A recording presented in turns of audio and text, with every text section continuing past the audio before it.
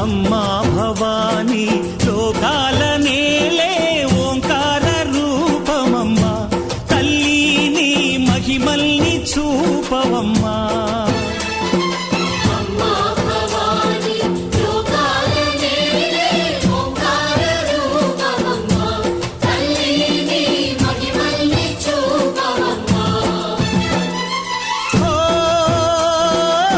సృష్టికే దీపమా, శక్తికే మూలమా, సింహరథమే నీదమ్మా.